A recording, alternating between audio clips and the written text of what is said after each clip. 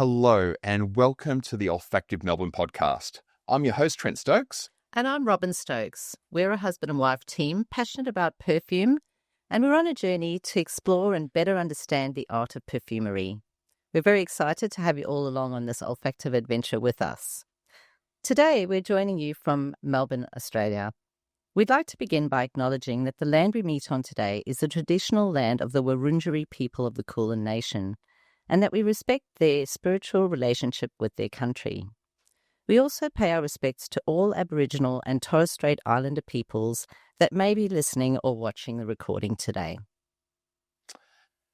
And it's certainly wonderful to be back at Bulldog Studios here in wonderful Windsor, enjoying the last vestiges of summer. I think it's about 30 degrees today as we film. So for those of you who are new to the show, on our podcast, we interview the visionaries behind innovative and wonderful perfume brands. From the founders to the perfumers and through to the creatives who take us on a guided tour through a fragrance that best represents their brand. Now, the show is wrapped around a masterclass, and we invite our guest to take us through each stage of the perfume from the opening through to the heart and onto the base. We'll explore the notes and the various different accords within each stage of the perfume so that we can better understand the fragrance that has been brought on, but also to better understand notes and accords in perfumery in general. Now, the reason why we do this is so that we can connect with perfume on a deeper level and to make better and more informed decisions about the perfumes that we engage with and that we ultimately buy. Now, the show does unfold in real time. That means that there is time in between the opening and the heart and the base. That time is known as the dry down. And during that time, we're going to take advantage of the time to really get behind the brand. So we're going to understand our guests' journey into perfumery. We're going to get an understanding of their business, what their vision of their business is, their mission, their values, and also take the opportunity to explore some of the wider range. So the show is both educational and entertaining. So please sit back, relax, and be sure to like and subscribe for future episodes. Today, we're really excited to have with us Callum Mitchell from Perdrisa Perfume. So Perdrisa Perfume is a bold and unapologetically expressive brand, and Callum's work is known for being not just evocative, but also quite provocative, with names of fragrances like Fuckboy, Starfucker, and Coquette. Callum, it's great to have you with us. Welcome to the show. Thank you so much for having me. I feel really excited to be here, and thank you for calling me a visionary. Absolutely, you are. You are. It's an amazing brand. Take it. Thank you. Thank you. Callum, to begin with, it'd be great to hear from you the inspiration behind the name Perdrisa, and also where you got started in terms of where are you based and how long have you been around? Yeah, so it's interesting.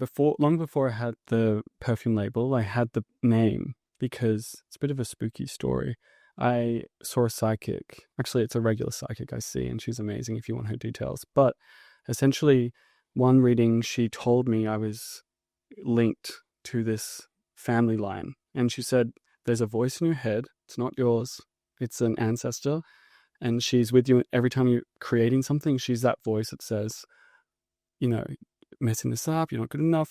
This is really good. She's that voice. And so I was kind of deep diving into that lineage. All she told me was a mother's mother's mother's mother. When I dove into the lineage of my grandmother's maternal line, it was the Perdrisa family. And I was like, really diving into the history and the place from where they came, and I just felt very connected to that family line, probably because the psychic told me I am. And so I have always felt like that, almost as a mantra for me. So before it was a perfume brand, I knew it was something that I was connected to. And then when I was developing my line, I was like, what do I call this? Like, what is this? What am I doing? And I realized as much as it is a part of me, it's also an extension of, it's beyond me in the creative process and the world of perfumery. So I wanted to, pull it back to something that was outside of my personal life, but still connected to me, but sort of tethered to it, but not completely. I'm not, it's not Callum Mitchell perfume. It's beyond me, So it's kind of interesting. So I feel like she's with me all the time, whoever she may be, one of the PERDRISÂT women. And yeah, thanks to her, we have this whole world now. Isn't that fascinating? I don't think we've ever had a guest on our show who has named their brand after this interaction with a psychic. And I'll tell you what, I would like her details after the show, if that's okay, because she sounds amazing. She is amazing. And she just moved back to Melbourne in St Kilda, so not far from here. So now I'm plugging her. There we go. Well, we're just in Windsor, which is just around the corner from St Kilda, so that's nice and easy. Yeah. So, all right, we've got the origin of the name. I guess, where are you based and how long have you been around for? So I'm based in Melbourne, and we launched in 2022. And so since then, I guess that's 3 years. So they say a business has 4 years before it fails. So fingers crossed next year's good. But essentially, we launched in 2022 and operate out of Melbourne, everything from the perfume making to the bottling to the distributions all here. So it's really nice. Yeah, fantastic. Yeah, wonderful. Very local. Good stuff. Well, it's nice to have another fellow Melburnian on the show. This is Olfactive Melbourne after all. So now, Callum, I believe you have brought a fragrance onto the show with you today. We've got people who are watching the show, but also people who are listening to the show. So for those people who are listening, which fragrance have you brought on today, and why have you chosen that particular fragrance to showcase today? Well, I brought on Daddy. So this is a new fragrance from the autumn collection. The autumn collection hasn't been released yet, so this is almost like a sneak preview of what's to come. For me, Daddy was really important because out of all the fragrances, this is the only one that's pretty much a personal memory. So it's a portrait of my father, actually. So yeah, we'll get into the notes, but it's pretty much a portrait of my dad smoking his favorite clove cigarettes, and to me it's interesting because I really operate from a place of story. This one does encapsulate the PERDRISA brand because it does have a tongue-in-cheek name, but then it also, for me on a personal level, it does have that important figure in my life. And my father's the reason I got into perfumery. He was always giving me perfume since I was like a child. So my collection is a weird collection of perfumes because choosing perfume for a child is kind of odd. Don't know what they're into. But so yeah, it feels very true and very appropriate to be able to share this one with you guys. Oh, that's great. So it's personal and multi-layered. I love that. We're going to dig in a little bit later on that, Callum, as well. So I think what would be great to do is let's apply the fragrance. So while we go through the application process, and just again for those people who are listening, what we like to do is apply the fragrance to both our skin and to our blotters, and that just gives us a really well-rounded experience. Now, the reason why we do that is on the blotters, it's going to be very, very consistent for all three of us to smell what we're smelling, whereas when we apply it to our skin, we're all going to get maybe a slightly different smell just due to other factors like the microbiome on our skin, the chemistry of our skin, how hot we run. There's a whole range of different factors as to where we're at in the perfume as it unfolds and what we're actually experiencing here as well. So, wow, I want to jump into it straight away because it just smells so amazing. But we're going to hold off. We're going to hold off just for a second. Yeah. All right, so before we get into the smelling experience, this is an educational podcast, so I'm just going to explain to our listeners what an opening note actually is. So in traditional perfumery, perfumes are traditionally constructed in a pyramid, where our opening notes sit at the very top of that pyramid. In the very center, we've got our heart, and at the very bottom of the pyramid, we have our base. Opening notes are generally made up of lighter and more volatile molecules that tend to surface in the fragrance first, but also dissipate earliest. Now, the whole idea around an opening note is as you spray the perfume on, it gives you an introduction as to what the perfume is going to be about. Now, it's not what it's all about, it's an introduction. It gives us a window into what is going to unfold as the heart and those base notes start to come to the fore.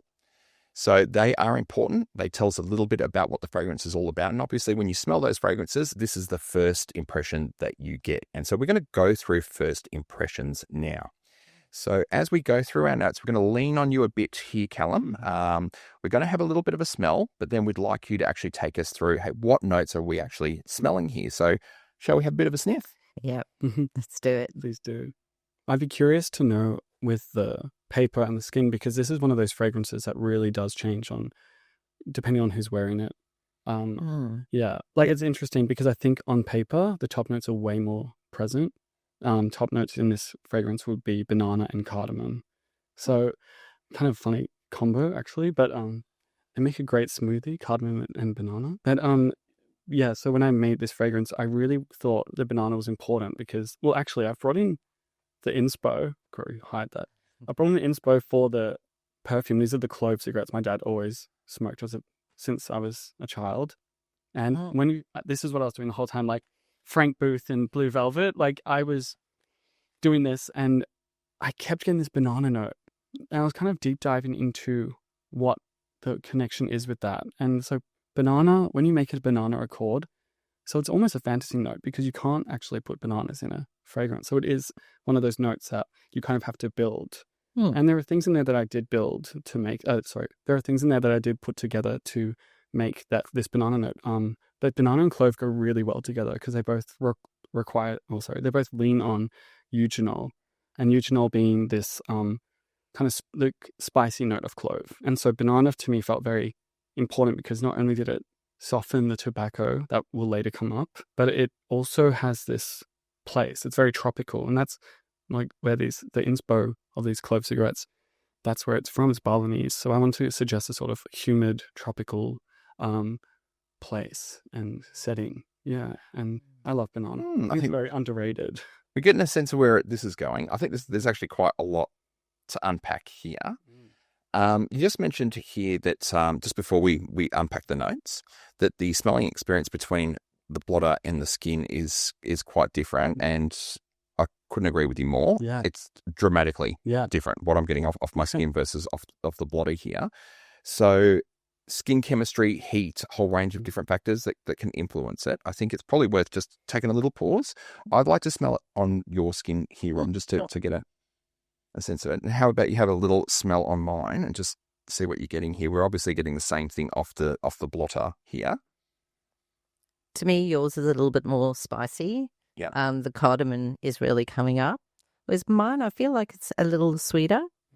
I'm not sure. What did you think? Yeah, I would agree with that. And I'm getting more of the sweetness or that banana note off of the blotter. Oh. Yeah. It's interesting because, I find it's one of those, I think a lot of spices, when you use spices in a fragrance, they really do change depending on the skin chemistry. I know for me, I can't wear anything citrus because I don't know if it's my heat, but it smells very wrong. Right. Very not nice. But yeah, with the banana note, I was really aware that it would also, if people read that banana note, I know a lot of people go, oh, what is that? Yeah. But I think it's like a sort of nuanced banana note. It's not like a banana lolly. It's almost more in the jasmine area. Yeah, I would agree with that. This is not like you've just peeled open a fresh banana and you're eating it. And I could understand why that may be off-putting for some people. That is not what you're getting here at all. No. This is very wearable, very tropical. One thing that I noticed was as soon as we sprayed it, it was like it was enveloping us. It has a really lovely projection or sillage. Is it? Sillage, yeah. Sillage, yeah. Or sillage. You can say either. Neither's wrong. It was very noticeable and quite beautiful. I really like that opening. So I just mentioned there's a lot to unpack here, and so I don't want to skip over any of these important details. So you mentioned that we've got a banana note here, but that a banana note is not actually a note. Like you can't just extract these notes from bananas. And you mentioned a fantasy note. Tell me, what is a fantasy note? It's almost my specialty at this point because I live for the fantasy notes. I find them very fun to make. Like as a perfumer, they're more challenging as opposed to just, there's something beautiful in using a raw material as it stands. But when you have to use all these different things to create a material, and then you can determine whether it's with a banana, if it's the lolly banana, or if it's like the nail polish banana, or if it's like the, sort of more of a dried out banana peel. Like there's so many things and avenues you can take with a fantasy note. So essentially a fantasy fantasy note is something that doesn't exist by itself. It's an accord. And I think we're seeing more and more fantasy notes these days because, we've had centuries of beautiful raw materials, jasmine, patchouli, rose. But now we're getting these like modern interpretations and creative license to interpret fragrance in a more abstract way. And I think these fantasy notes are showing that, and they're popping up more and more. And I think that's maybe the reason you also found me. I'm kind of known for some of the fantasy notes I throw in there. Yeah, I would agree with that.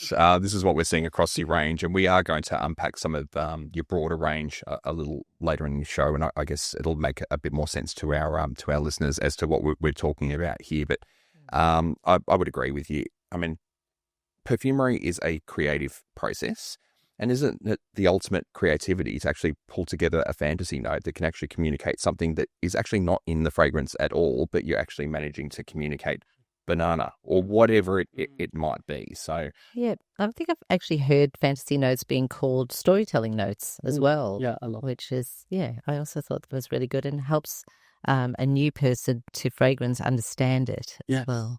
Because, whatever's listed on the perfume pyramid or the note pyramid of a perfume, it's not always everything that's in there. There's so many little things that are tucked into the fragrance to support, but they're not often present as themselves. So it's interesting because you have to be I'm very loose with the notes in terms of, like with Daddy, there's a lot of like hidden materials in there, raw materials as well, that if I put them in, it'd throw the story off because they're not actually present.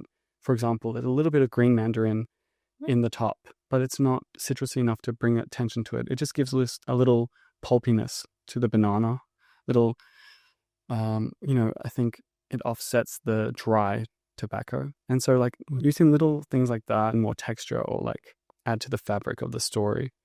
But, with Daddy, there's also the cardamom note, which I do use raw cardamom. It's not an accord. And I think for me, cardamom, it's funny. I keep saying we. It's not that.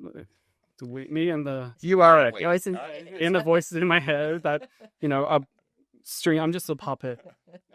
But we make when I made Daddy, I really want to put the cardamom note in there because, well, cardamom and tobacco is such a beautiful combination. But it's a kind of an inside joke because my dad used to put cardamom in everything when he cooks. Like, we used to be kids picking out these cloves of cardamom. Like, he didn't even like put them in a muslin bag. He just kind of threw them in, and so I'm like, all right, I have to. If this is for my dad, I have to put cardamom in there somewhere. So, but I think it really adds a little beautiful texture to the top. Yeah, it gives it a slightly cool edge to it as well. I think so. Yeah, it's both the banana and the cardamom sort of give it that sort of cooling edge. And I'm starting to put together a picture here. So you've mentioned, you're talking about your dad. The inspiration has come from the clove cigarettes. The clove cigarettes come from Bali. Yeah, that's right. So I'm starting to feel like we're in Bali.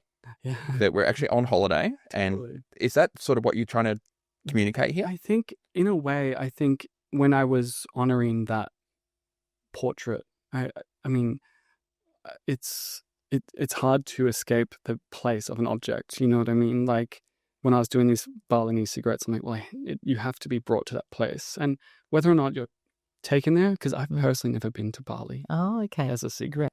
The first Australian to never go to that. But I felt like I had to honor that because, they are a very specific product. You're welcome to smell the packet if you want. Yeah, I would absolutely love to. I think this will probably be a bit of a familiar smell to myself as well. We've been to Bali a few times, and this is something pretty common that is smoked over there. So when you smell the packet, you can really get that banana-y, almost caramel banana smell. Yeah. You know what I mean? Yeah. It's there. Yeah. And I wanted that in the fragrance because that to me is very intoxicating. But again, whether it comes up on your skin, that's up to your body. Yeah, and what actually happens there. So, and it is, I did mention today that we are enjoying the last sort of remnants of summer. It is 29, 30 degrees out there. So we are all probably running a little bit hotter than maybe normal. Yeah. My skin temperature is a little bit high, which often means that I progress a little bit further down. Me too. Me too. The pathway, I guess I should say. The road less traveled. Yeah, that's right. That's right. So, But fantastic. So we've got a really good picture of the opening notes here. We've got a nice intro to the fragrance, and I guess we sort of know the path that we're going down, although there's still a bit to unpack here because we've got to get to our heart and we've got to get to our base. Now, there is some time between the opening notes and the heart, and so we've got a little bit of time here where we'd like to get to know you a little bit better, Callum. So you've given us a little bit of an intro as to where the brands come from and the inspiration behind the fragrance. But what I'd like to know is, where did the interest in perfumery come from to start with? Yeah, I've always been someone who wanted to tell a story. I think if you were to ask me what I was a few years ago, I would have said a writer or a filmmaker, because I love a story. So whenever I'm creatively trying to tell a story, I'm looking for a medium. And it just so happened recently that I discovered that perfume could do that for me in a new way. Because, I studied sculpture and installation art. But basically, I started using scent in installation art during, what is it, 10 years ago? I'm showing my age. 10 or 11 years ago when I was in university. So scent became something like that you could use to tell a story. And I didn't really, that was again a long time ago, but then, so it's always been in my mind that storytelling, which is my passion, and then finding ways to do that. And it just so happened that perfume became this new kind of untapped, medium for myself. You mentioned earlier as well that your dad used to buy you fragrances as a child. Yes, that's right. So it's always been passionate about perfume as well. Yeah, like I think. Oh, actually, he's probably more passionate than I was. Like he tells me his nickname in high school was Pepe Le Pew. I don't know if was that in it. He says that a lot, and I'm like, there's no one to vouch if that's true or not. But he really did get us all into perfume, and I guess it just stuck with me because, it is a way of expressing yourself. And I think that's a real gift that we have to be able to express ourselves. And I think perfume, in a way, you can tell your own story. And I guess that was drilled into me at a young age that different perfumes can be different moods. And as a very moody person myself, that works for me because, one day you wake up, I want to be this person, or one day you wake up and feel a bit more like that, So for me, it's always been part of that. My lifestyle of like how you dress. We dress kind of like crap like right now, but it's like how you wear yourself. I also feel as if with perfume, it's just always. Now I look back, it's been in my life since I like even in high school or middle school. I was wearing like grey flannel. I don't know if you know that fragrance. Yeah.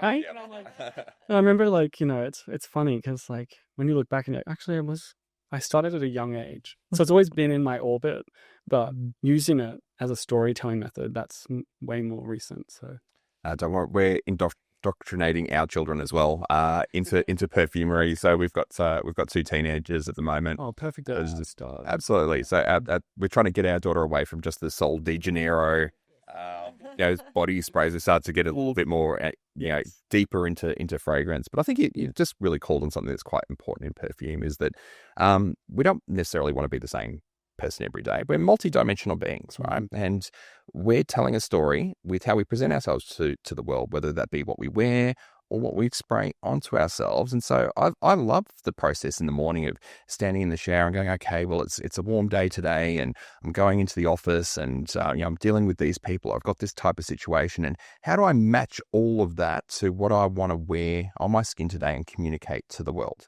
And sometimes it helps me build a bit of confidence because I might be, presenting on a show, right? And so I want to project a little bit of confidence. And so I'll wear a fragrance that communicates that.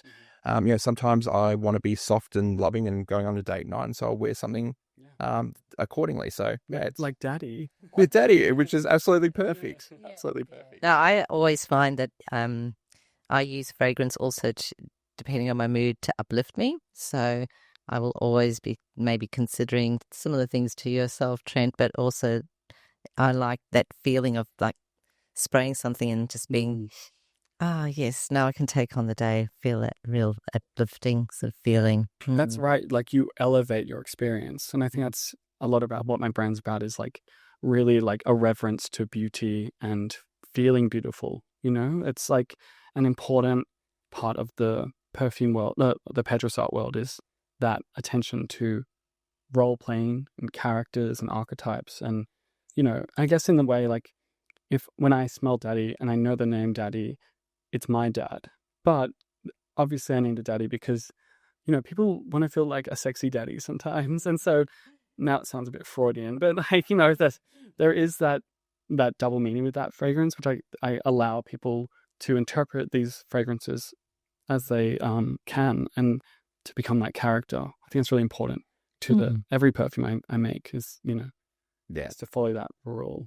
It certainly helps that it does fit within the range, the name, and it does have that. I'm not sure if it's a double entendre, but it might be. I'll have to sort of look up the meaning there. But I love that it's got that personal meaning, but it also fits within the range and some of the tongue-in-cheek stuff that you do within your range, which makes it just so attractive. So, Callum, how did you make that leap then to starting your own brand? Yeah, oh my gosh. In all honesty, I don't know how I got here. It's like, it was, you know what, in 2019, I started wondering, how is a perfume made? I was quite confused. Like, I was collecting perfumes. I was spending a lot of money, going to Mecca, looking at, expensive perfumes. And I was like, you know what, I could put this money towards learning. And we don't really have, at least at that time, 2019, we didn't really have many classes or sort of intensives. So I just kind of went on forums and Reddits and all these things and started collecting materials and joining Facebook groups and working out, I don't know how to do this, but I'm just going to throw like balls to the wall, like throw it all in and see what happens. And I kind of just treated it like painting. I used to paint a lot. I stopped because it was pretty messy and it was just like it was getting chaotic, but I loved painting. I think it's the same sort of process, at least for me. It's like you have these materials, you artfully mix them together and you create an image. And I think that's how I like to think about the perfume making part of it. In terms of like how I built a brand, I probably cut a few years off my life from stress because it's an amazing thing when you're trying to communicate something and to represent yourself, but also represent the brand, and you have to choose a bottle and the cap and all these kind of things you don't think about when you're making perfume, and then the typeface and all these things. And I feel like, I think I was just on cortisol for like 3 years, just developing 3 years, 3 years, 2019, 2020, 2021, just developing. And, it wasn't my intention to start a brand to begin with. My intention was to create one fragrance that no one else had. I wanted it to be like a smoky, leathery situation. So I got so much birch tar. I don't know if you know who birch tar is. Yes. Yeah, it's Russian leather sort of, kind of the molecule to get that Russian leather accord. Another fantasy note, because you can't actually put leather in fragrance. Yes. So I was kind of adamant that I was like, this will be my leather fragrance. I felt like there was no fragrance, I guess, that sat well on me or like evoked something that I wanted to do. And also there's that thing of wanting to do something for yourself, which I think as a creative person, I've just always wanted to do, whether it's, in the art world or making a movie or, getting to, just throwing myself into something, just always been part of my creative process. But with the leather fragrance, I was like, okay, birch tar, let's start there. And I don't know if you smelled raw birch tar. But no, we haven't touched the isolated. It's like smoked fish. It smells, lovely. And so everything I made, like the first 50 fragrances, everyone was like, it smells like fish food. And I was like, oh, I should give up. But I guess if, you just persevere. And then it wasn't until I made a fragrance, I think it was whiskey actually, which has the smoky notes. So it's kind of, I learned the craft. But when I made whiskey, I was kind of like, this is actually good. Like I was surprised. I surprised myself. So I began showing people, and then people were like, are you going to do something with this? And I was like, I don't know. And I just kept making things and realizing there are so many ways to tell a story through fragrance. So we have this smoky fragrance or this fresh green fragrance, and there's so many combinations you can make, and it's endless. And you realize as a perfumer, your job never ends. There's always new molecules. There's always new combinations. You can always reformulate. So you're kind of like set up for life as a creative person if you can afford to keep going, because it's very expensive. But there is that important sort of process where you're creating, and then it's less about you and more about something else. And that process, I don't even know how I got there. It just was something. I think lockdown helped. I shouldn't probably say that, but it was like a hyperbolic time chamber. Yeah, Dragon Ball Z reference. I was just, there's nothing else to do. I couldn't leave my house. I had so much time I built this little meth labby studio. Sorry, I should say that. I built this little studio and started with building up my materials, and then eventually I had this beautiful array of chaotic, fragrant, I don't know, there were just all these things. I've got thousands of, bottles, these little amber bottles of unfinished fragrances, and I don't know what to do with them. They're in my literally. It's like, you've got a lot. I've got so much, and that's part of the process. You just keep creating, you keep doing it, and then the jump into such a long. You're gonna have to cut this down, but yeah, the jump into making a brand, I don't know. It was almost like I had to challenge myself as a creative person. Yeah. Because it is harder. It's a different part of your brain. And I felt like I was ready for that challenge. I was like 28 years old. So I felt like it's that part of my life where I was ready to make some changes and see if I could do this. And I was open for it not working. But 3 years in, we're okay. Oh, it sounds like it was quite an organic process, to be honest. And I've got to say, in reviewing your range, we're both quite amazed with just the sheer volume of fragrances that you've got over such a short period of time. It's relatively short, right? And so you've been around for 3 years, but there's a lot, right? And we can't even get through all of them today. We are going to explore some of the range today, but we're going to highly encourage our listeners to go to your website just to view the broader range. So. And I guess in saying that, it is quite prolific what you've created, but it's also quite different. So Robin and I are pretty across the Australian perfume scene, I guess, and we're aware of many of the different brands, and this really stands out to us as something quite different. So not only with the different fantasy accords that you're quite known for, but some of the naming conventions as well that you're known for, which can be, I don't know whether controversial is the right right word, but probably provocative. Let's say provocative, right? I guess the question for me is why. So what is it? Have you found a niche within the perfume community that you're trying to fill, or is it just something that's just you, and where it fits? I guess give us a bit of an insight. It's funny because I was thinking about this because I didn't set out to be controversial or provocative. I think what it comes down to is the fact that it's all me. I'm the perfumer. I'm putting everything into it. So you're naturally going to get parts of my personality in the work. It's which is kind of lucky, I guess, because a lot of brands, they hire perfumes out, so it's more of a collaborative experience. But for me, it's like very much my personality seeping through.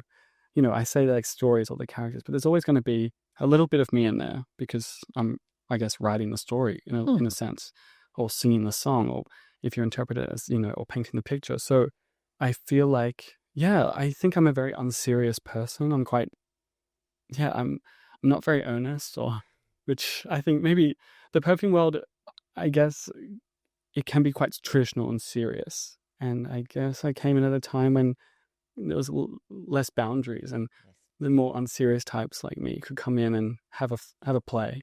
Shake it up. Yeah.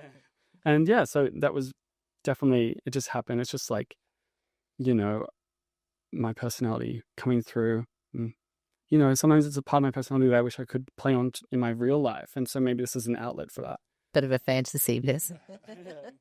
So with the, I guess, the storytelling component and then the names, how do you do you draw from, is it experiences, is it relationships? I think it's interesting because, as I mentioned, like with Daddy, it's like that's the most personal portrait of the 15 fragrances. Well, I have 13 here, but there's 2 more coming. So I think for me, it comes down to an image or a scene or a character. As I said, I'm like just, as I said, I'm just a storyteller. Like that's how I view myself. I don't really see myself as a classic perfumer. I'm not classically trained, but I'm using perfume as a medium to tell a story. And that's why I do call it cinematic perfume, because my background and my passion is cinema. I just love tropes and characters, and I love playing into that. Like, for example, when I was making Bully, I was very aware of this image of like kind of a cross between Marlon Brando and Streetcar Named Desire and James from Twin Peaks, on the motorcycle. And I wanted to merge this kind of beautiful portrait of this, maybe not so nice, maybe a bit heartless, but, beautiful character. And that's why Bully, it's like, it has, it's very much about the motorbike, riding the back of a motorbike and smelling the dust and the leather jacket. But so I think for me, it's always an image or a symbol, and working from that place. It's almost like working from a collective unconscious or an agreement of what a symbol could be. Like with Nightstand, it's all about the private bedroom, not by the bed. When I was thinking about Nightstand, I wanted people who were wearing it to become this character of this sad starlet, brushing her hair, watching the sunset and the night turn from purple to black by her bedside. And I love that intimate portrait. So again, anyone can wear these, but it's just about entering that character. It's almost like each perfume is a script. You give it to someone and like, this is your character, learn the lines, and you could, in that case, you could say the sample sets are like auditions, so you're trying, that's not me, that's me, Oh, the world's a stage, isn't it? Yeah, you put it on and you step out and you play the character that you're going to play. So I'm a Leo. I'm a Scorpio. So Leos are all about the stage, showing up. Yeah. Fantastic. I love that. So you start with the image, then from there the story sort of unfolds, and then the story of the perfume. That is fantastic. All right, so we're pretty deep into the dry down now, and I think this is probably a good place to now start to transition to the heart notes. But again, Callum, we are an educational podcast, so I'm just going to explain to our listeners heart notes. So we're going to go back to our perfume pyramid. So we covered off the opening notes that sit at the very top of the pyramid. We're now at the middle section, so that's the heart. And it's really here that the perfume starts to communicate what it's all about. So this is that perfumer's message. So Callum's message of what Daddy is really all about here is starting to come through in the heart. And so we'll start to unpack some of those notes so we can really get an understanding of, I guess, what costume that we're putting on today when we are wearing Daddy. So I guess with that explanation, what are we actually smelling here as we have a bit of a sniff? You are deep into the clothes, I think, Anya. Agreed. Yes. And cloves can be quite hard because in different cultures, some people associate cloves with the dentist. I think in like Russia, like they wash the mouth out with clove water. And they can wipe it on as well. Yeah, exactly. So it's interesting to work with cloves. It can be tough as an ingredient, especially because, not only the association, but also it's such a strident note. It once you put a little bit in, it goes a long way. It tells you who it is, and on some skin types, it can be quite metallic, it has that little, but I think I find it quite sexy. But yeah, I do love a clove note. And it's meant to be like just lighting a clove cigarette. So not a burnt clove, just a fresh, ready to, crack and pop. Because that's where the name of kretek comes from, which is the clove cigarette. Okay. It's the sound. It's like an onomatopoeia of the sound of the clove cigarette popping as you smoke it. Okay, I don't smoke for the record, but I love that smell. Not just of the clove cigarette, not like a Winnie Blues situation. Yeah. We're not talking actual cigarette. Well, they are cigarettes, but they are clove cigarettes, which is quite unique to. It's not really popular in Australia. This is something that's quite popular in Asian countries. Bali being one of them. On our journeys to Bali, we've certainly smelt the smell as we've been sitting around resorts. Walk past somebody who's smoking it, and you can smell it all the way down the street. And it just brings back good memories, holidays and that sort of thing. Yeah, absolutely. In my case, getting picked up from school. Oh, absolutely, yeah. Because you've smelt it on your dad. So we also use clove we've got a little sauna in our backyard, and we like to have clove essential oil on the coals, and that's really good also for breathing. So I love think a it's sauna. yeah, That's beautiful. I should try that. Yeah, it's great. It's just, I guess, just like the clove that we're getting Yeah. from this scent now. It's quite warm. It's comforting. It's got a nice comforting facet to it. And this, I guess, it doesn't surprise me now that we're getting that warm and comforting smell from this, because this is Daddy. And this is some of the memories that you've got of Dad. And so you're getting that sort of that warm, comforting feeling that comes from it, along with aligning to the actual cigarettes themselves. So That's right. can you just repeat for me, what are they called? The kretek? Kretek, yeah. Kretek cigarettes. Kretek. That's what I don't know if it's the official name, but it's what they're known as. Yeah. Okay, and that's the crackling noise that it makes as you smoke it, because it's, again, a unique sort of... Fantastic. Yeah. Well, this is really punching through for me. I've got to say, I even got some of this in the opening when I first sprayed it on, so it started to punch through a little bit. Not as prominent as it is now, but this is absolutely beautiful. Very, very wearable. It's staying fresh.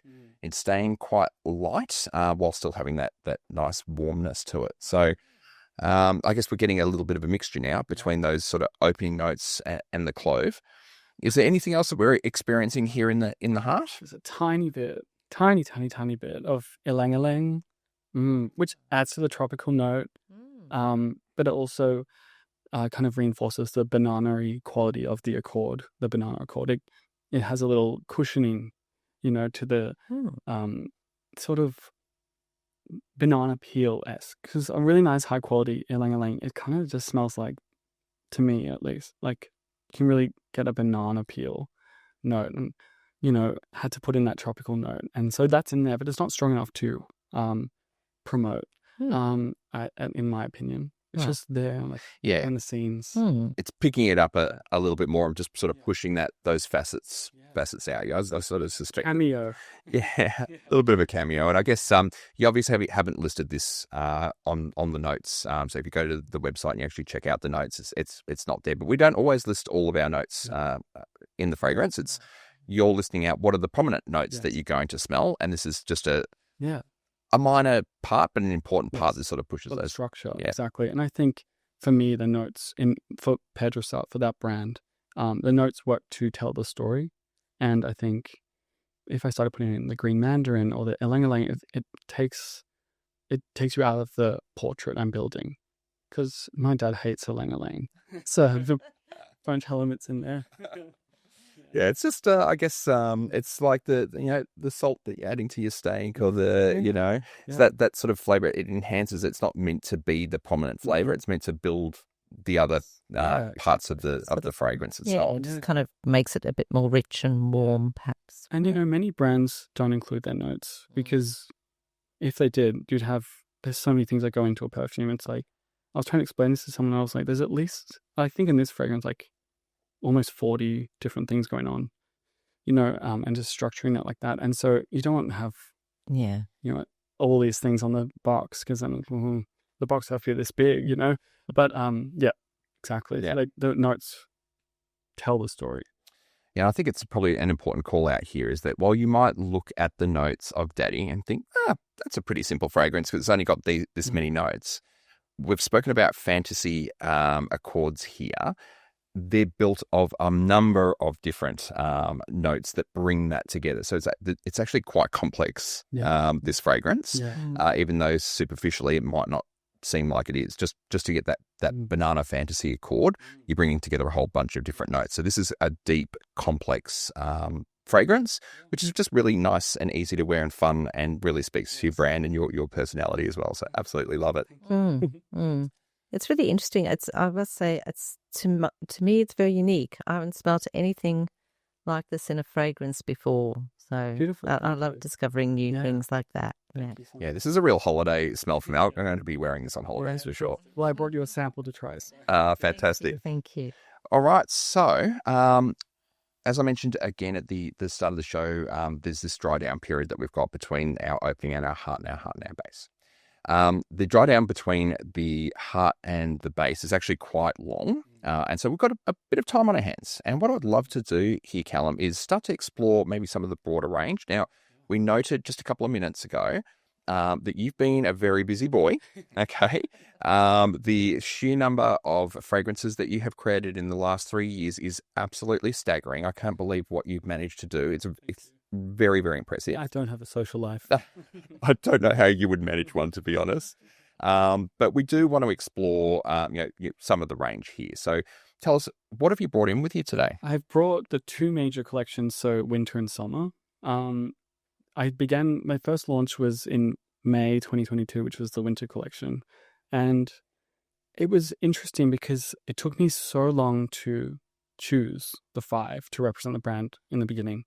But I really wanted the collection to become this, again, portraits of different things happening across one night, like these different scenes all happening at the same time.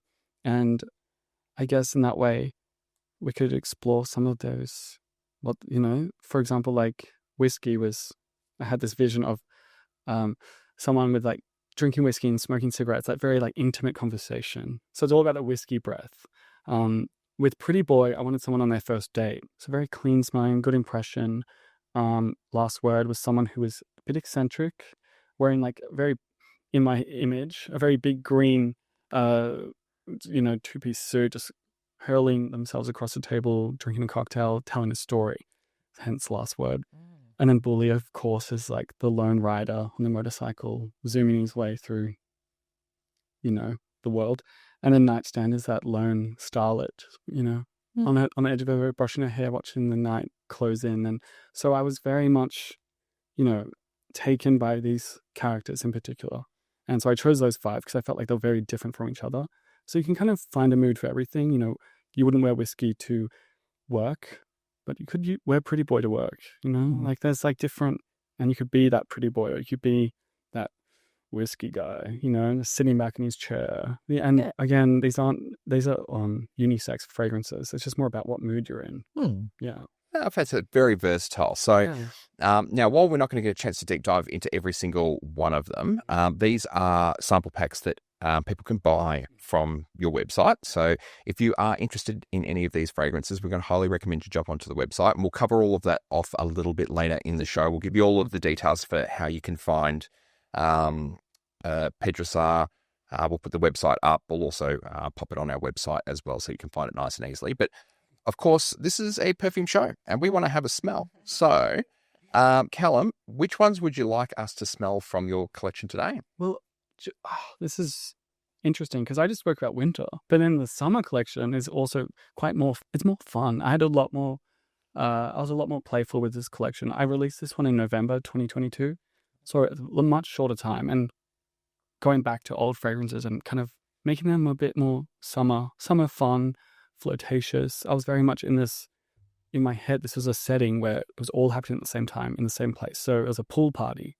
So we have, Sycophant was to represent the fig tree that was hanging over the pool. And then Fuckboy was that typical, hot guy lying down by the pool, sun tanning, drinking pina colada, getting up to no good. And then we have Love Bomb, who's a flirtatious, kind of summer-loving person, just lapping up the attention. And then we have Money Water, which was a lot more the tall, dark stranger who doesn't talk to anyone, but probably supplying Fuckboy with whatever he needs. And then there's Porcelain, which is the girl inside who doesn't want to be in the sun, who's just cutting up pears in the kitchen, making a salad probably. And so I think out of those, do any come to mind? All right, you've got a few there. What I think we should do is let's do 2 from each one of the collections, right? So we get a view of the summer, a view of winter. One I am absolutely going to call out that I must smell today. We're not leaving the studio until I smell Fuckboy. I have to smell it, okay? But I'm going to leave the rest of them to you to smell. Okay, great. I think because they're extreme versions of each other, so I'm going to do Whiskey and Nightstand for the winter collection. Okay, yep, that sounds great. All right, so we've got some blotters right here. We'll get Rob to pass those across, and we can spray those out. There we go. All right, so we're just going to spray those onto some blotters now. So I think we've got Nightstand that we're going to be Whiskey. We're going to spray out whiskey first onto our blotters, and we're going to have a bit of a smell.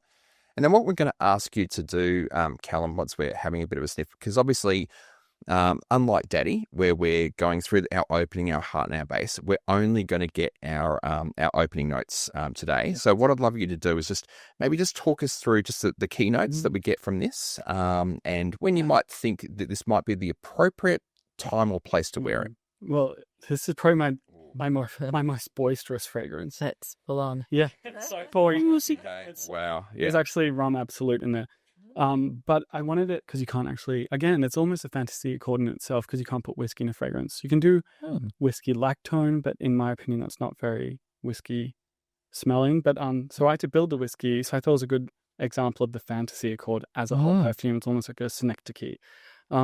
So with whiskey, I wanted it to smell like whiskey, a very peaty whiskey. So I had to use a lot of those smoky materials. So you're going to get the cade wood. I did use rum absolute for the sweetness. Mega dose of like patchouli and vetiver because you can't have a perfume without them. They're just so beautiful together. It's just evolving already. It's amazing, this. And the juniper berry in the top and, and the cinnamon to give you that sort of cozy, boozy energy. Yeah, I'm getting that whiskey, the peaty, almost a bit of a smokiness in there as well. Yeah. I got to say, like my dad is a huge whiskey buff. Oh, right. Guess what you're getting for Christmas, Dad? All right, you're getting this because you will absolutely love this fragrance. Yeah. This smells just like a peaty whiskey. Like Freud or something. Absolutely. Not sponsored. Well, this is the thing, right? We can break down the individual notes, but what you're communicating here is whiskey, and what we're getting from it is whiskey. I think you've done an amazing job. Thank you. And a bit of like a smoky tobacco, like the end of the cigarette, maybe a cigar. Yeah, maybe a cigar. Yeah. So our yearly tradition with my dad is on Christmas Eve, we sit down with his nicest whiskies and his nicest cigars, and we sit down and we smoke. I only smoke once a year, which is then. Yes. And we smoke the cigar and we drink the whiskey. And this just reminds me of sitting there, drinking whiskey and having a cigar. It's a beautiful memory, and this is certainly going on the Christmas list for me. This is lovely. It's very hard. It's a hard hitter. Yes. Which is why I chose. Nightstand to offset it, because it's also a big presence, but it's very different personality. It's that soft sort of fragrance. I wanted to evoke more of a vintage fragrance in this one. So a bit out of, but people seem to love it. Like, I think I was scared to show the vintage aspect because a lot of people get a bit, there's a lot of prejudice with like using kind of old school, almost purple flowers, wisteria, lilac. People are a bit scared to wear them, I think. But I think I did an okay job with this. Well, this is the thing. Just because we're saying there's sort of vintage smells doesn't mean that they're old, an old world and sort of fuddy-duddy. Everything that is old is new again. All right, this is the cyclical nature of fashion and beauty, and this is what we get. Right, so depending on how you craft things will depend on what our experience is. So let's have a bit of a smell and see what the initial impressions are. Yeah, very old world. It is. It is, but I'm getting that. I mean, what you communicated to us with Nightstand is this really does feel like that bedroom type situation where it is a little bit sort of romantic, a little bit sexy. Like we might be, I really like it. Yeah. I'd wear it. Yeah, sure. I think I was so inspired. This might turn people off it if I tell them this, but let's go for it. It's been out for years, so it has a following. I was really inspired by like body cream smell.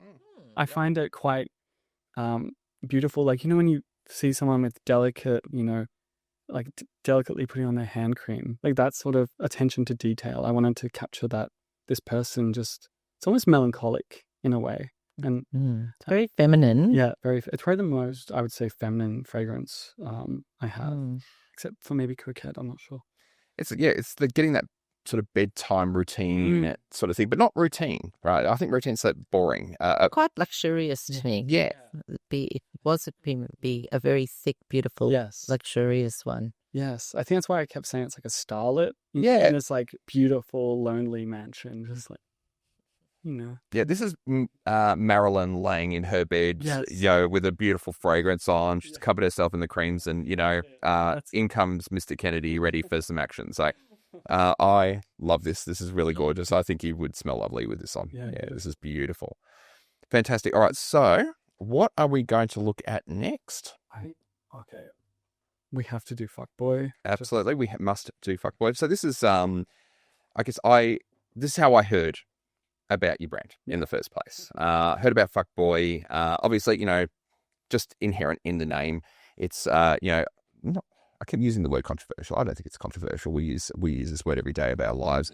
I used it several times on the drive in, but it is I guess a little bit polarizing, and so when you're looking for a fragrance, you might not be necessarily really understanding what you're getting here when you pick this fragrance up, just due to the name. And so I think it's definitely worth unpacking a little bit more so you understand what you're getting and what you're communicating here. So it's funny because just on the name alone, I was aware. Oh no, I was not aware that a lot of people don't know what a fuckboy is, and that's just maybe I spend too much time on the internet. So I get questions sometimes, like sent to the website, about like, I think people think it means something a little bit more sexual or something, but a fuckboy just is a party boy, a hedonist. He doesn't really have anything he doesn't really stand for anything. He just wants to have fun. And I think that loose morals character was important to me in this picture, because it was a summer collection, and I feel like there are the summer people or the characters or the archetypes very different to the winter ones. And this is almost like, if you're not going to date the pretty boy, you're going to go for the fuck boy. It was like this. They're very different personalities. And so when I was making this, I was very aware of, I personally love the smell of pineapple. I don't know if anyone else does. Yeah, I do. It's something about it. It just makes me so happy. It's a happy scent. So I was making a pina colada accord, and then I found it quite linear. And I was like, there needs to be something. He's not just someone who drinks pina coladas. There's something else. And then it took me a while. And when I was originally thinking of him as the party boy, but I was like, it's too close to pretty boy. Party boy, pretty boy. It confused people. Yep. But I was like, he is the party boy. What do party boys do? Oh, a lot of party boys, especially in this summery Miami, LA kind of personality, they get up to doing lines. And so I was like, let's put in a cocaine accord. What does that smell like? Let's work it out. And a lot of people do. I'm not the only the brand to do this. Like, a lot of brands now are doing this cocaine accord. I find it's funny because, like, back in the day, having a tobacco accord was quite risque. Yep. And now it's like that's normal. Like, tobacco is not controversial or cheeky, but it used to be very like, ooh, that's a bit naughty. And so I think right now we're in that transition phase where people are realizing that people do these things. They do have bad habits, and I'm not gonna, if I'm gonna write about this character, I want to write about him fully. So this fuckboy had to have that little note, and I guess it works for me in terms of notoriety, and it's a talking point, an icebreaker. But I just felt like it was unfinished without it. So let's spray it. Yeah, let's spray it. Let's have a smell. And I think I I think what you're just calling out here is fuckboy sounds a little bit challenging in terms of, just because it's got it's got a swear word in it, I guess. But it's just modern nomenclature for a generation of people that exist in every generation, right? This would have been your hippies of the 60s. And every generation's got that party person who hasn't got a care in the world. Yeah. And they're just out there to have a little bit of fun. And that's what we're trying to communicate here with this fragrance. So let's have a smell. So the top is, I really wanted the cocaine note to be quite divisive. It's like, it's metallic, it's tangy, and the tanginess kind of works with the pina colada accord because there is a creaminess to the pina colada and a fruitiness. And I thought it's very almost basic without a bit of off notes. These off kind of, when I added these to it, I was like, this feels more like the person I'm talking about. It's more metallic. It's more, and it's funny because the coke note, casual. The cocaine note is a lot more. It's more nuanced to me. I think people are thinking it's going to be really strong in the perfume, but I don't think it's that strong. But maybe I'm just No, it's I'm getting that metallic edge, but it's just a slight edge, while you've got that real freshness, that sort of fruity freshness that's coming through. So this feels like this is in the summer collection, isn't it? So that 100% belongs in the summer collection. I think it's probably pretty versatile. You can probably wear this all year round, right? But this will shine in the heat of summer, spring, any time that's sort of warm. Yeah. And it really does, it screams party to me, for sure. Absolutely. I like this. Yeah, very, very fresh. Yeah, it's gorgeous. Yeah, it sounds controversial, but this is extraordinarily wearable. Do yourself a favor and check this one out for sure. And thank you for describing the cocaine note, because Yeah. when you said metallic, it just helped me to recognize it. And once you get it, you get it. Yeah, you can pinpoint it. Yeah. Yeah, because, some brands would interpret, or even on paper, it could be powder. It could be a powdery note, But I wanted to get that sort of nasal drip quality, which is part of the experience of cocaine. So we're not going to shy away from any of this stuff today, because this is what the fragrance is about, right? This is what you're communicating. And as you're right, people do have these habits, and this is part of the texture of the world. Yeah, exactly. The texture of the world and storytelling, and maybe he's a villain, and every story needs a villain. Yeah. Speaking of villains, I think maybe Money Water. Money Water sounds fantastic. What a great way to close this one out. So, all right, tell us about Money Water. I love this fragrance. I think for me, this is the one I wear the most. I chose this one because there is a mineral accord, because I wanted it to smell almost like asphalt. So I was picturing this person in a very, obviously they're all in this pool party, but I've pictured, where is this person from? He's like, or where does he go? And I'm picturing a very dry, arid climate, the road, the mirage on the road. I love that when you can hear the heat on the road. I wanted to capture that in this metallic, hot, dry, base. But then on top of that is oud. And I find oud quite fun because it's pretty dirty, but then in the right balance, very sexy to me. And I wanted this character to feel sexy. Might need a new... Fantastic. We'll get some blotters going here, and we've explored oud a couple of times on the show. It's a really versatile note. It can smell a variety of different ways depending on which particular facets that you decide to push. It can be, as you said, sort of dirty or animalic. It can even smell a little bit fecal. Right. Yeah, it really depends. But I think one of the important parts of I guess perfumery is, it's a picture that we're putting together, right? So even if you have something like an oud that has an animalic funk to it, the funk plays a part in bringing balance to the overall fragrance. Yes. It does something specific. That's so right. Yeah, let's have a little smell. For this one, I was very inspired by mezcal. It's like my favorite drink. So it's like that smoky tequila. And I wanted to capture that sort of. It's almost like, it's not the outback. To me, it feels more like Arizona, it feels like the dry lands, the dry road. But it's almost like, in my head, a sequel to Bully. It's like almost, who does Bully become? When the leather jacket's taken off, when he's just the bare bones. So for me, it's meant to be very sexy and very, I find mezcal quite sexy. I like anything smoky. This is my problem. I love a smoky note, and not everyone does, but I'm the type of person who just wants to smell like a barbecue. Okay. It is. Definitely get that smokiness coming through. Yeah. I can see what you mean by the tequila in here as well. Yeah. And I'm getting a bit of the leatheriness as well. Yeah, definitely. Which is probably the oud kind of, the animalic tone of, which is important, I think, with oud. You want it to be a bit funky. I must say, I'm really loving the experience of having the story being told to me and then getting to smell it, because it just completes it. Yeah, I could put it that way. That's why I do these things, because I just love these characters, and I love making a story, and I love honoring those stories and painting these portraits. I think Money Water is the perfect name for this fragrance, because this smells like money. Yeah. This smells like class. Yeah. This is something that you would wear. You could wear this to a business meeting. You could wear this on your wedding day. Anything that really is, I want to smell elegant. I want to smell classy. I want to smell elevated. Yes. That's what this fragrance does for me. I think it's gorgeous. Thank you so much. Yeah, I love this fragrance. I also often pair it with porcelain, because they're both musky in different ways. And when they're together, quite beautiful. I can even show porcelain if we have time, but I just think it's very different to the rest. We probably don't have time. Well, we probably don't have time to smell it, but we do have time for a description. So tell us about porcelain. It's an iris fragrance. So iris is so fun to play with because a lot of people cannot smell iris because the molecules are so big. So in the nose, they actually give you like anosmia.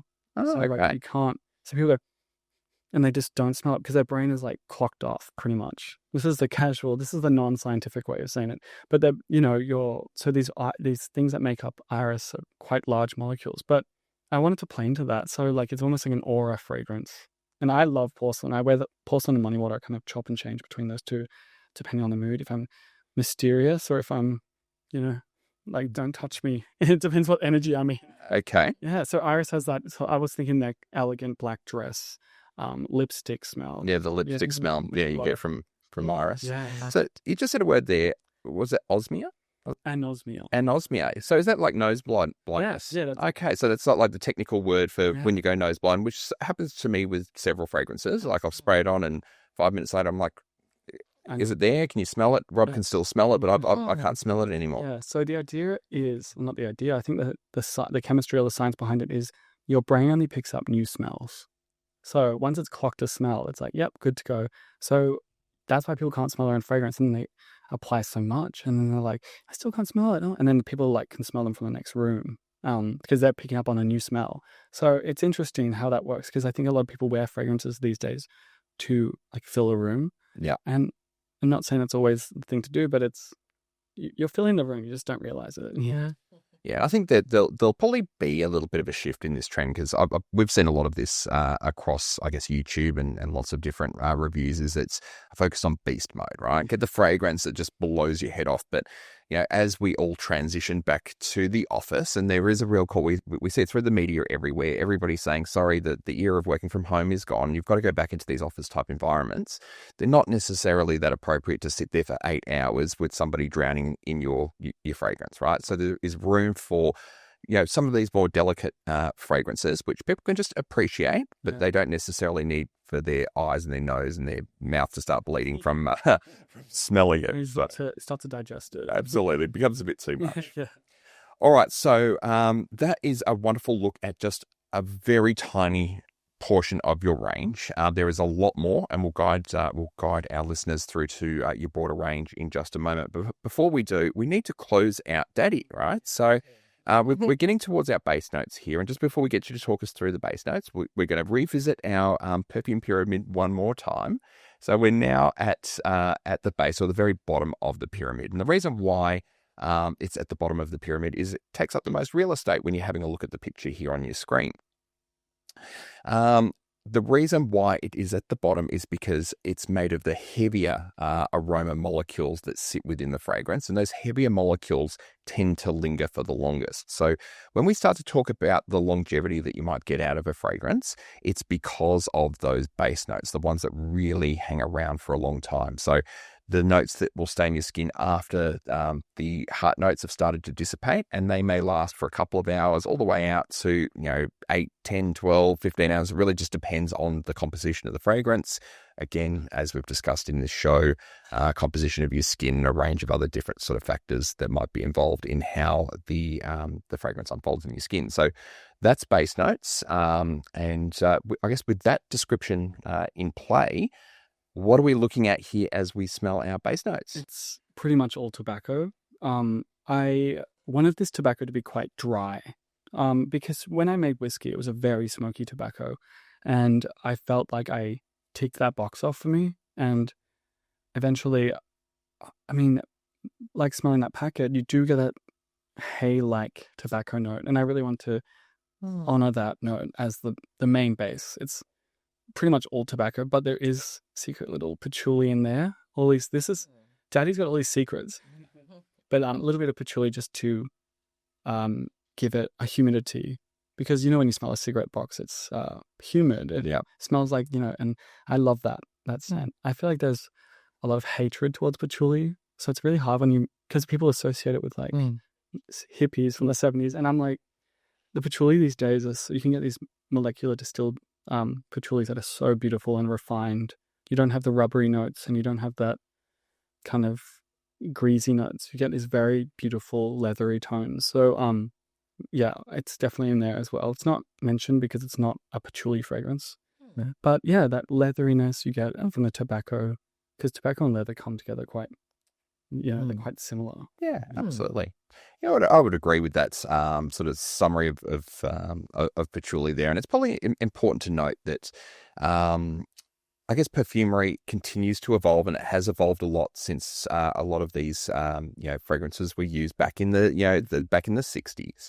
And a part of what you do as you're constructing a fragrance is you break down the individual facets of a particular note, and you will push some forward and you'll pull some back. It's probably not the technical terms for doing it, but it'll allow us to, if we've got, say, a slightly dirty, earthy facet within the patchouli, we can push that away altogether, or we can lower it and push other facets forward so we get a different expression of patchouli. Yeah, it's like you're a group of friends and you invite different friends to bring out different qualities in someone else. You know what I mean? Yeah. Absolutely. So a radical friend to church, and they might act a little less radical. With patchouli, it's like, it's very fun in that way because there's so many facets you can play into. And as a perfumer, or, whatever I am, you can really, it's a really fun thing to have a material that is so ready to shift and to play a role.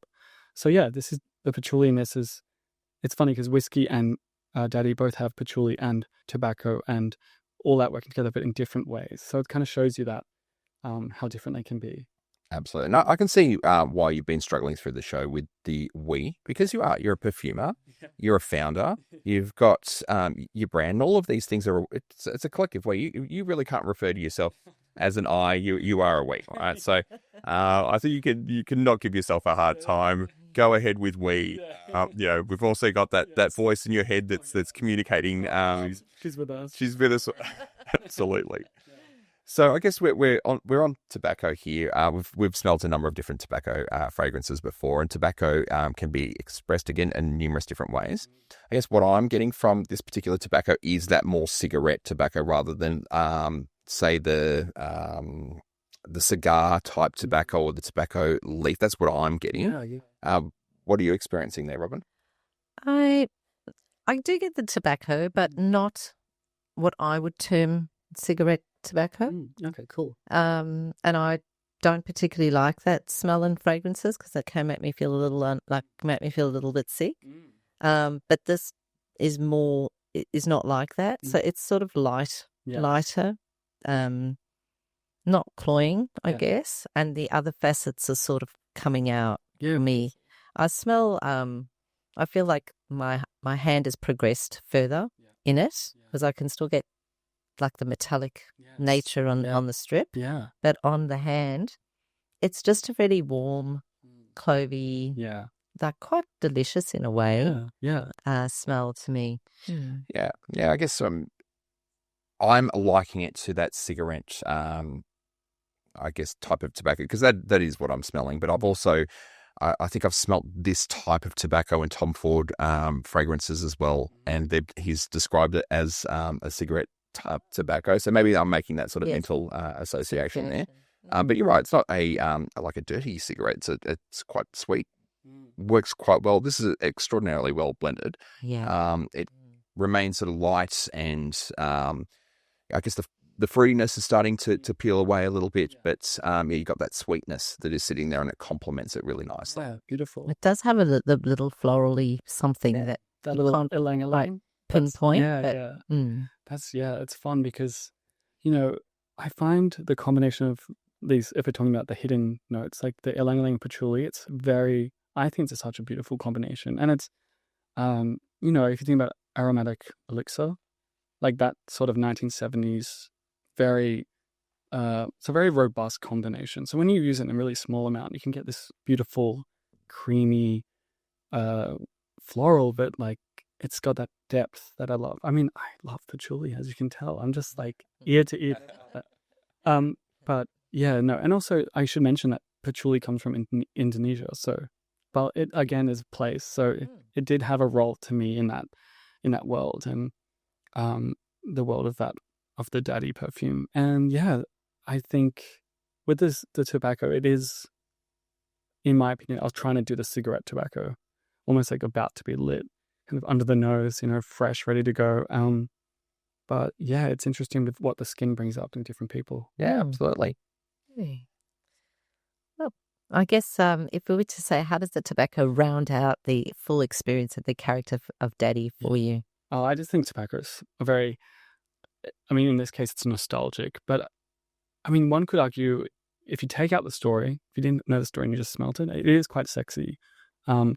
Again, dad sexy. I'm like, I should, reel it in. But there is, a sexiness to tobacco, in my opinion. And I think that, I don't know.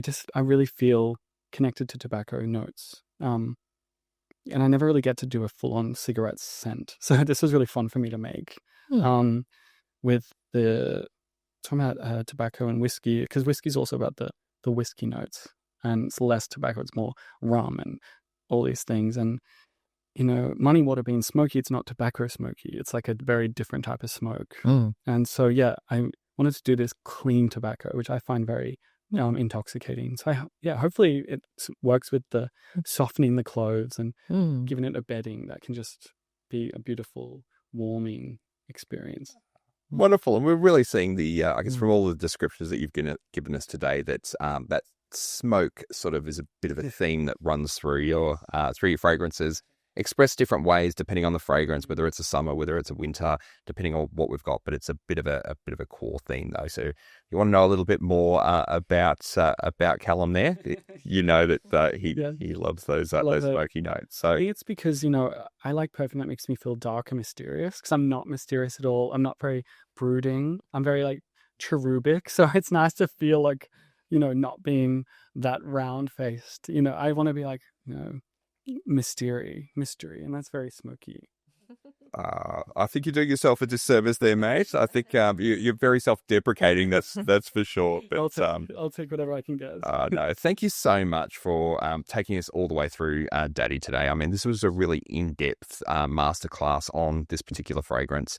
We've learned quite a lot, not only about the really unique notes that are in Daddy, but we've got a really good understanding of notes in general, but also those special accords that we've referred to as fantasy accords, of which you're very, very well known across your range. And we've probably got an idea of that as we've explored some of the broader range. So thank you so much for doing that. Of course. No, thank you. Thank you. I've absolutely loved every moment of it. Yeah. Now, for our listeners, where can they find Daddy and all your other fragrances? So eventually we again, there's the we will release an autumn collection, so like a discovery set, but for now we just have individual sample sizes available. In these little 2 ml little cute things. So everything's on the website, on my online store, all the discovery sets, and hopefully I get to decide on which autumn ones to bring in and finish the 5er, because we've got the 3 right now, Coquette, Daddy and Starfucker, but there's 2 more I need to add to the collection. I just don't know who they are yet. I know who they are, but I have to choose. I've got 3 and I have to... Well, I might have accidentally suggested a name for you, which we won't mention right now. So that's true. Fantastic. So for those people who are watching via YouTube, we're going to put the website on your screen right now, right at the bottom of the screen.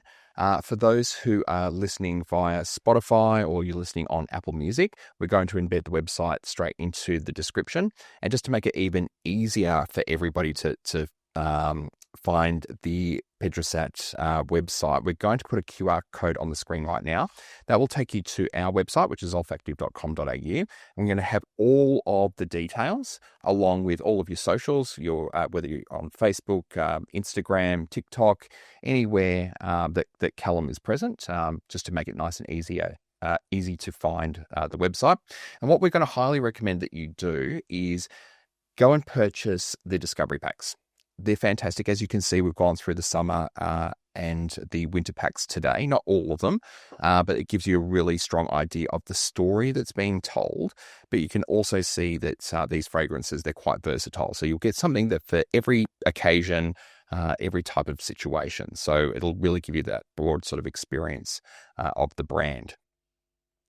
Callum, before we let you go, you did mention that you're working on an autumn collection. Is there anything else in the pipeline or anything coming up? There's a lot I've said yes to a lot of things, and I'm really excited about them. And so we'll watch this space because we've got some really exciting collaborations coming up. And yeah, I'm ready to, I don't know, add a spooky perfume in there because I love Halloween. So maybe something a bit spooky for the autumn collection. Oh, that sounds fantastic. Sounds cool. Yeah. So thanks again from myself and from Trent. We've absolutely had a wonderful afternoon with you. Thank you. And thanks to our listeners as well. Please like and subscribe so that you can join us again for some more extraordinary fragrances and the stories behind them. Thank you. Goodbye. Thank you. Bye-bye. Thank you.